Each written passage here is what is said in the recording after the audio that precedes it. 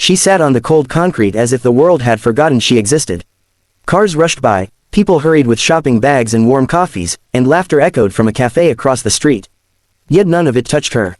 The young homeless woman, Emily, kept her knees pulled to her chest, her worn-out coat barely shielding her from the biting winter wind. Her eyes stared at the ground, heavy with exhaustion, but beneath that exhaustion hid something deeper, a heartbreak so fresh it was still bleeding inside her. Just 3 weeks ago, she had a job, a small apartment, and a fiancé who promised her forever. But forever had lasted only until the day she found him with someone else, someone he claimed, understood him better. In the storm that followed, Emily walked out with nothing but her purse and her pride.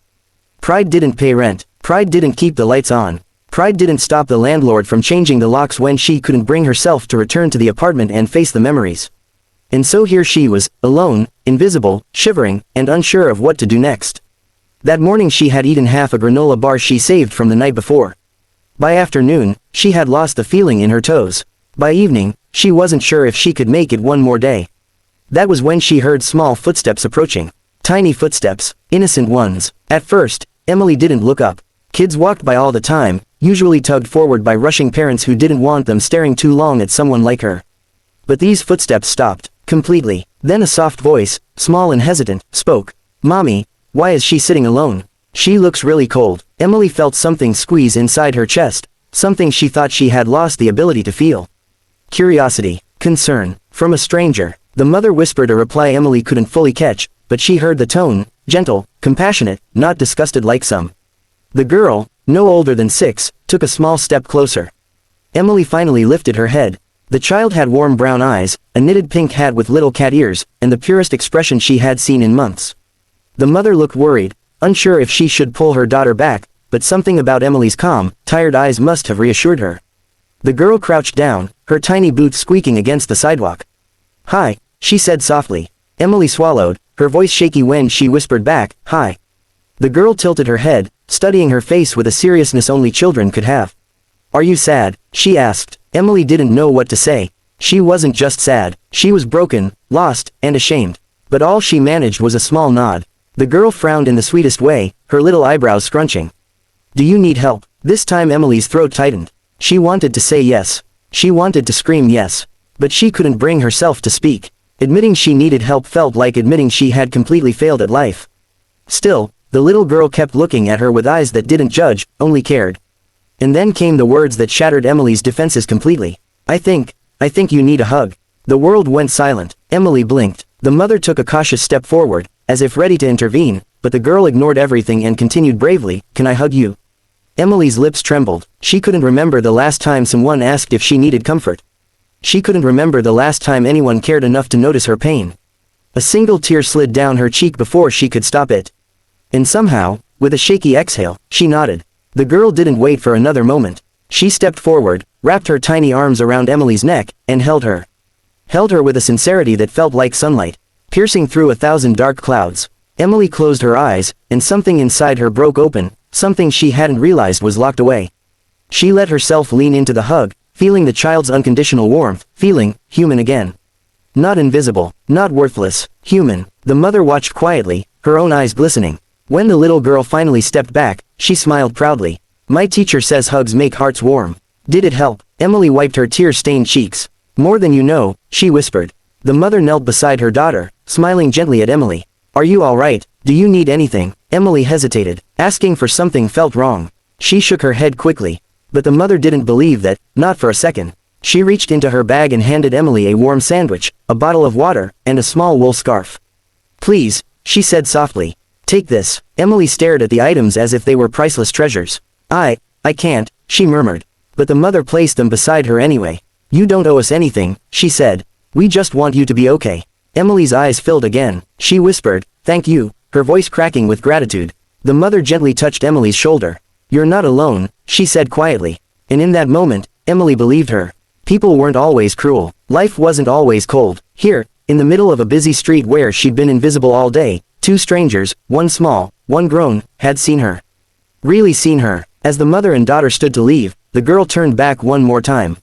She waved, her little hand flapping enthusiastically. "I hope your heart feels better soon."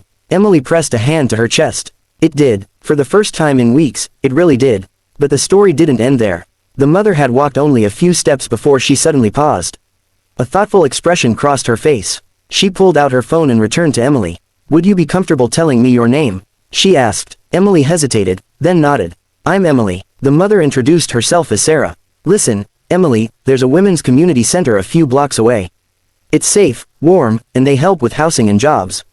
I volunteer there twice a week. If you want, I can take you." Emily wanted to trust her. But trust was hard when life had beaten her down so many times. Sarah seemed to understand the hesitation. She didn't push. Instead, she said, "No pressure.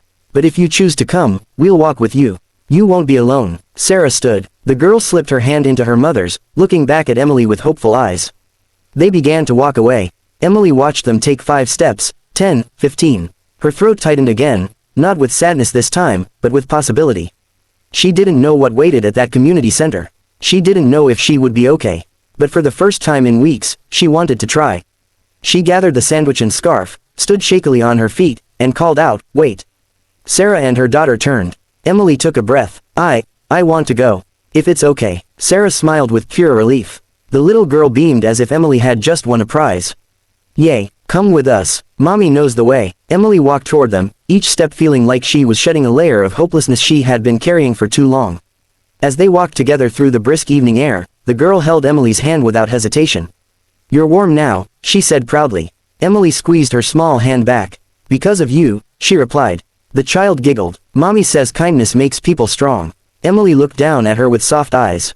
"Your mommy is very wise." The girl nodded seriously. "I know, but hugs help too." Emily laughed softly for the first time in weeks. By the time they reached the community center, Emily felt something she had forgotten she could feel: safety. The center glowed with warm light, and voices inside sounded gentle, welcoming, human. Sarah helped sign her in. The staff greeted her with kindness, offering warm meals, a clean cot, fresh clothes, and the promise of support. As she settled into the room that night, Emily held the child's wool scarf against her chest, tears slipping silently down her cheeks, not from pain, but from gratitude. That hug had been more than just a hug. It had opened a door. A small girl's compassion had changed everything. Over the next week, Emily found warmth, literal and emotional. She spoke with counselors, took showers, slept on clean sheets, and ate meals without worrying if they would be her last. Sarah visited with her daughter every other day. Each time the little girl brought a picture she had drawn for Emily, some with hearts, others with rainbows, one with a stick figure hug labeled, "Emily and me."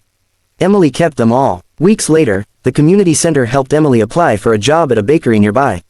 Her warm, gentle nature made her a natural fit. She learned to bake pastries, greet customers, and smile again.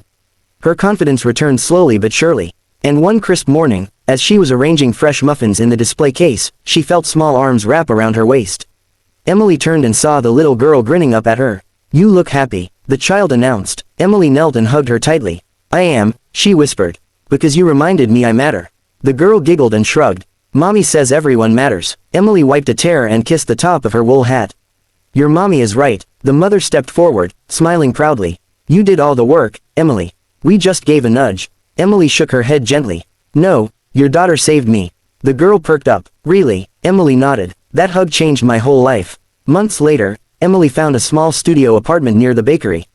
It wasn't big, it wasn't fancy, but it was hers, and on the first night she slept there, she hung the little girl's drawings on the wall. They were a reminder that one small moment of kindness could shift the entire direction of someone's life.